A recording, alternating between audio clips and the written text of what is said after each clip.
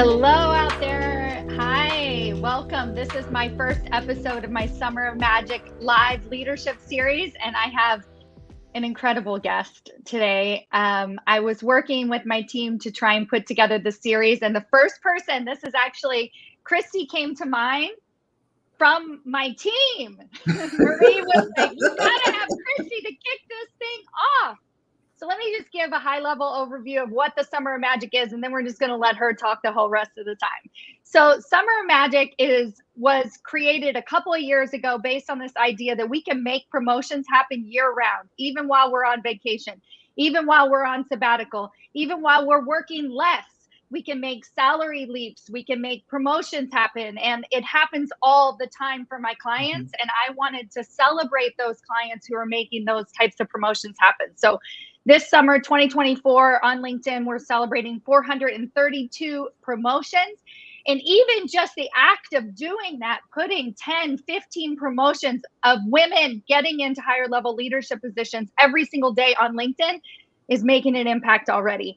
And so I brought Christy on here to talk about magic and how she helps women make magical leaps in their salaries, in their careers, in their lives.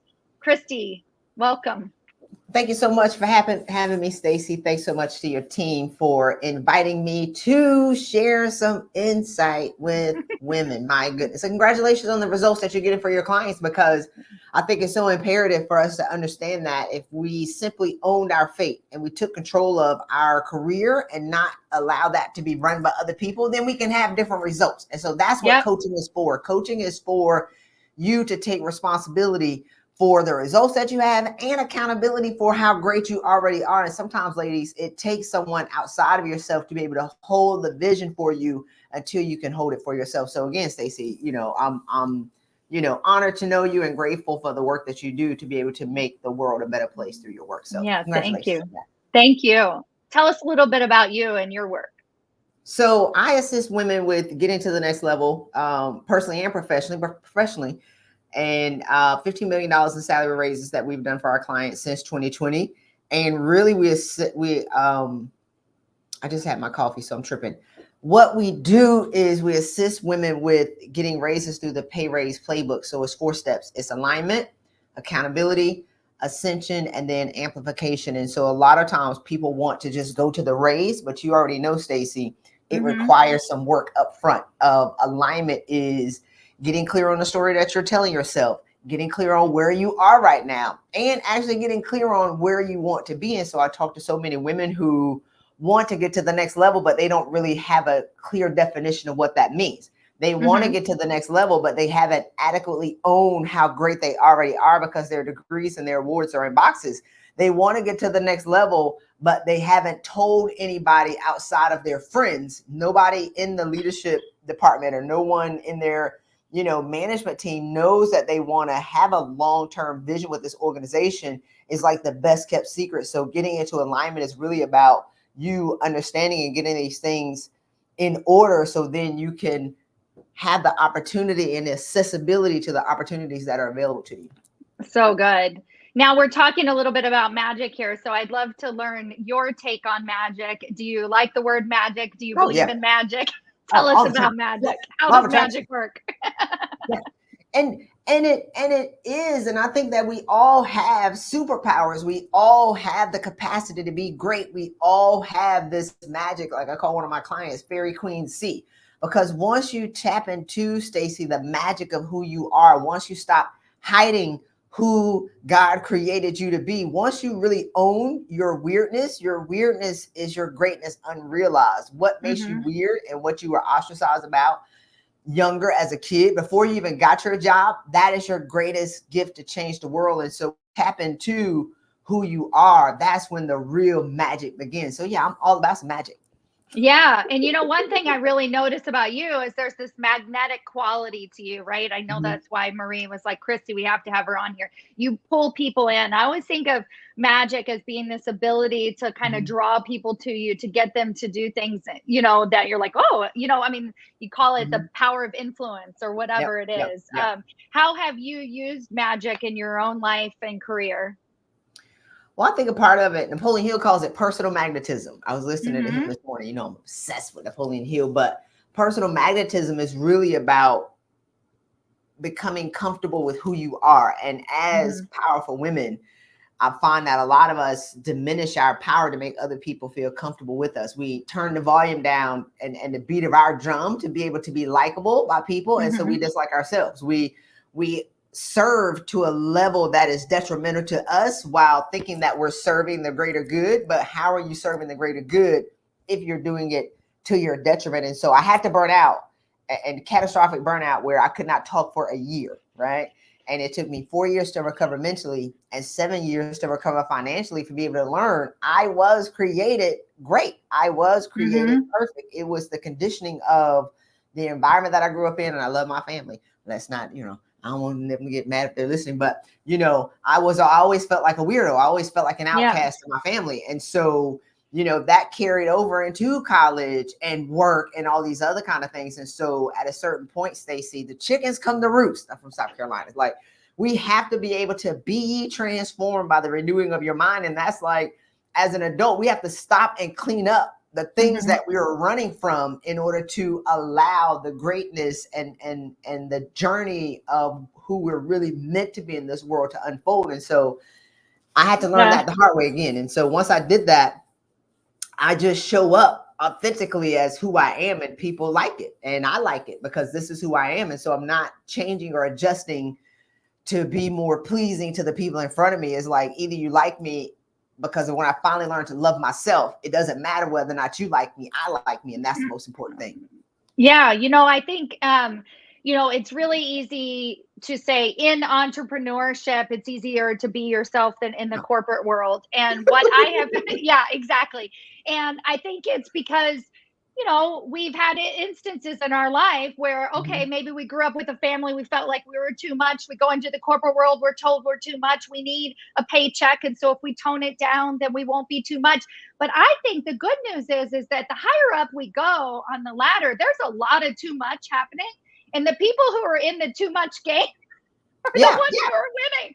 I mean, these folks are like all too much, right? Like, it's a lot. Yes. And the sooner that we can start to understand that and figure that out and start to pull pieces of ourselves, which is really just value, our magic, our superpowers, whatever that might be, it's already there. You don't have to go out and get another degree, like you said, like a degree in a box, right? Yeah, leadership. I like to talk about leaders in terms of animal kingdom. Leadership, the leadership team in the C-suite is made up of lions and lionesses. Everybody is a lot, and everybody wants to be the boss. But there's also an understanding that they're there for the greater good of whatever the goal of the organization is going to be. So you have to be able to play nice in the sandbox, and they can chest bump and go at it and cuss each other out. But they know they don't take it personal because they know that they're fighting for the same thing. How to get there is what the twist is about, right? And so a lot of women who are lionesses pretending to be zebras, or lionesses pretending to be sheep, or lionesses pretending to be anything than what they already are. You're not going to be invited into the room. Even if you have a guy who's toxic, and they'll be like, hey, you better watch out for Jeff. He's very strong-winded. Or watch out for so-and-so. They're operating in who they are authentically. Like, Jeff can be an a-hole 100% of the time, but they trust Jeff as an a-hole than a woman who comes in and one day she's a butterfly, the next day she's a zebra, the next day she's a lioness. Like, because they can't pinpoint who you're going to be today because you keep shifting who you are to be liked by them. Nobody trusts that. Nobody trusts a woman who's passive one day, aggressive the next day, passive one day, pleasing the next day, bringing in muffins, cussing people out. They prefer for you to be one way, which is actually who you are. Yeah. Yeah. I love it. It's, that level of predictability, like, it makes a lot of sense. And so does that tie into these, I call them supernatural leaps. The reason that I call this stuff magic, supernatural leaps, all that stuff is because we have to see that is what we're doing. This is the game. Like, we're actually breaking the system. Yeah. Right. And so when we start to play by, like, oh, I do a $10,000 salary increase, I do this teeny, I notice that if you really think in your head, I'm going to go for a $50,000 salary increase, you're going to speak differently. You're going to have different conversations. You're going to set your roadmap up ahead of time because you're like, I'm going for 75K. I'm not going for 10,000 or 5,000. So talk a little bit about that. You know, we've doubled 25 women's salaries in a pandemic since 2020. Doubled. Doubled. We've tripled 13. We've gotten 7 women, 7-figure packages. One of my clients last year, January 2023, started out at $150,000. In October, she had a $1.5 million comp package. Right. And so it's if you've been working overworked, undervalued, underpaid, I think the biggest problem, Stacy, is that women use their current base salary as where they are, as opposed to understanding that they have appreciated in the market in the past 10 to 15 years. And so they're not taking into account the appreciated value of who they are. Hermes bags appreciate, TJ Maxx bags depreciate, right? Everything that's great, certain luxury cars, Rolls Royces, if you don't drive them a million miles, like they appreciate. A Toyota takes a little bit longer, but it also depreciates. And so you have to understand that you have appreciated value in the experiences that you have brought to these organizations, what you learn in these organizations. And so if you're using your starting salary, base salary, as a starting point of what you think you're worth, you're already off base. And so was it that my client was worth $150,000 in January and then magically got $1.5 million in October? Or was she already a 7-figure earner working at $150,000 because she wasn't in alignment with who she was? She was miserable, she was depressed, stressed out, doing all these jobs, doing all these things, and didn't feel like she had value, but had tremendous untapped, unrealized value that was waiting for her to realize at first, Stacy. And once she saw it, once she owned it, the next opportunity saw it too. It was like, oh God, please come in here and demonstrate what you have and who you are for us so we can grow our company. And they paid her for it. Right, exactly. So I want to offer, this is going to be, we'll be wrapping up this interview shortly. So please put in the comments any questions that you have. You know, I mean, Christy and I could go on for a very long time, but I want to keep it short and sweet and make you want for more, I guess. But I actually have an excellent podcast interview I did with Christy maybe a year and a half ago. Marie, can you drop that in the comments so that people can check that out? You can listen to us talk for more. And you know, when I think about what you just said, which is this idea of alignment, right? And you know, we already are that great leader. We already are at that 7-figure salary. And then my observation is that we go into this deserving quality, which is like, we try and pump ourselves up with like, I deserve it. I gotta make what I'm worth. I gotta, you know, that kind of thing, like, which is what you were saying with the, you know, it's not that she suddenly became worth 1.5 million. She always was. She was just didn't realize. So how do you kind of move from this dark place of alignment? I would just recommend skipping the deserving part. You know, it's like, I got to pump myself up and then just like skip, like leapfrog to belief in the self. You know, how do you leap? It's not necessarily, Stacy, about you trying to get them to believe that you deserve it as much as you understanding that you deserve it. So the battlefield is with you. The argument and the resistance and the negative conversations are with you, not them. And so I had a woman, one of the women who were in my mentorship community recently had an interview, and I challenged everybody to double their salaries because that's what I do. Like, it ain't that hard. And so when they told her they weren't sure if she was a good fit, she shut down. And she didn't say no because they said, we don't think that you've done this and this. Stacy, she did do those things. She didn't tell them. She shut down. And I'm like, what did you say when they said that? So she got mad and she was cussing. I'm like, no, I want to know, what did you say to yourself in your head, right? Not what you got your feelings hurt. She said, well, maybe they're right. And okay, so she agreed with them. But I'm like, but did you tell them that you've done these things? Because now on the other side of this interview that you've been thwarted in, you're now justifying why you deserve the job. Did you tell them that? And so she said, no.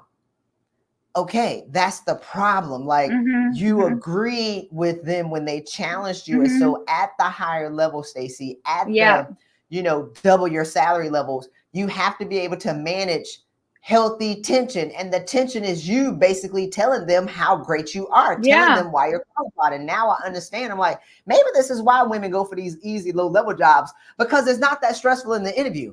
But if you want to come to the next level, to 200,000, 4, 5, $600,000 level, you have to be able to tell them how great you are, because it's 1.5 times the salary for a bad hire. So at the higher levels, they're going to challenge you a little bit more and rigorously test you to see whether or not you want the job, because they have to make the right choice so they can have the right fit, so they don't lose you. And so that comes with a lot of self-awareness, and then owning how great you already are and being able to articulate that to them. You know, I think the whole concept of thinking of it like a test is actually really useful. I think for a lot of women, for me in particular, when I'm like, oh, they're just testing me, then I get back in and I fight.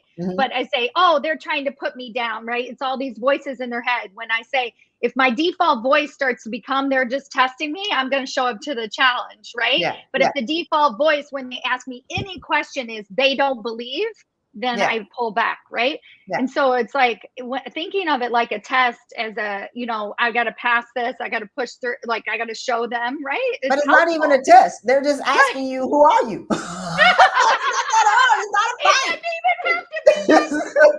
It's not warfare. Like it's not. What can you do for us? Why are you asking me that? It's like, like, well, because we're about to hire you. We should ask you these questions. And then they asked her, Stacy, like, we're not sure if you're committed. She researched this company. She really wanted to work with them, and she didn't say that. She got mad. I was like, because she had already shut down when they said she wasn't a good fit, because committed. She had not articulated what she did. Like, this is like, I'm like, so an interview is not warfare, because warfare is exactly. That's the word. Oh, that's so good. So we do have one question about negotiating the offer if it says that the salary isn't negotiable. Do you have anything to say about that?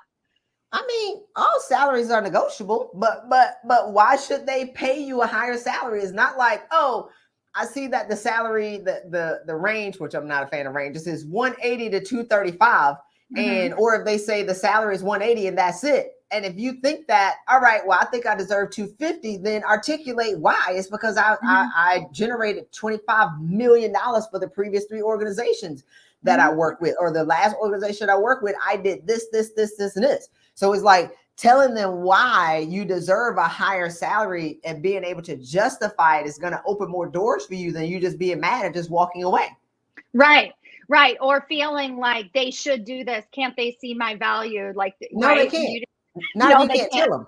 Yeah, you exactly. have to be able to tell them, and not just tell them on your resume, snoozer. Like, be able to justify with passion and conviction that I can help you solve your problems. And a lot of women go into the interview thinking that they need the job, as opposed to understanding that this organization needs you. Right. So if you know that, you'll be able to, to share the best parts of who you are, and not go into it already defeated. Yeah, totally. I think that one of the selling tactics that a lot of clients use is they'll say something like, the market value, or this isn't, or like they're even just saying that to themselves. Like, I can't believe they're paying so little. They're not going to get anybody, right? They spend all this time in thinking about how I'm going to convince them that the market needs to pay higher. Like, they don't care about any of that. They want to know, do for me? Exactly. Can you solve my problem? Yep. That's it. We got one more question on here. What if they attempt to bring you in at the midpoint of what everyone else on the team makes, but expect the same or better performance? Then tell them why you think you deserve the higher salary. Is not, because we already know, Stacy, don't fall for the okie doke. They're going to bring you in at a lower level to get your foot in the door, and then they're going to pay you. That's a lie. That is the greatest lie ever. They forget everything. They said in the interview process. But if you take that, right, then that's on you. Like, you can say, no, I think I deserve to be at the higher, I deserve to be here because of this. And if they don't agree with you, there are millions and millions and millions of jobs available that will pay you what you deserve. You can't be stuck. Like Jim Rohn says, you can move, you're not a tree. right? Mhm. Like the job owes you nothing. You owe it to yourself to be able to ask for the salary that you deserve and that you're working for and that you're valued at, so you can actually send your kids to college and send 10 other kids to college, right? So Yeah. it's you being convicted and knowing exactly who you are. People will pay you for your awareness of self. But the problem, Stacy, is that a lot of women are claiming to have the imposter syndrome, or they're miserable, or they're walking around like a victim, or they're coming into the room defeated or defensive. Both are bad. And Mhm. wanting just an opportunity to get their foot in the door, as opposed to, this is who I am. Mhm. This is what I can do for you. This is how I can assist you with solving your problems. I would love an opportunity to demonstrate it with you, but if not, it's going to be with somebody else. Right. Yeah, exactly.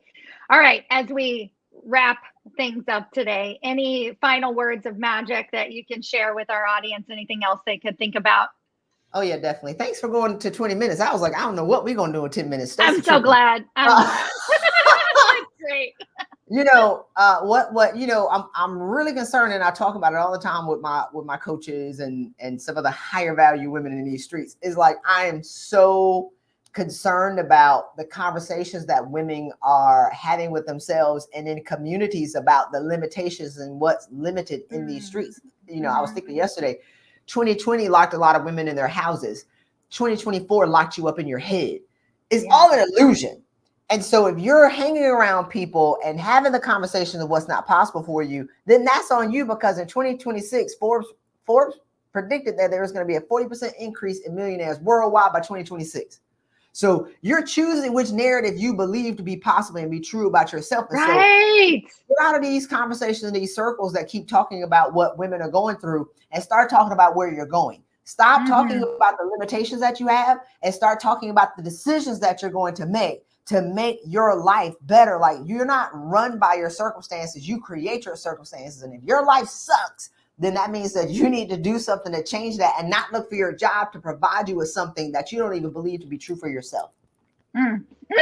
So good. Thank you, Christy. It's so fun to spend this morning with you. I am so excited. Follow Christy on LinkedIn if you're not already. Yeah, thank you. Bye, y'all. Bye.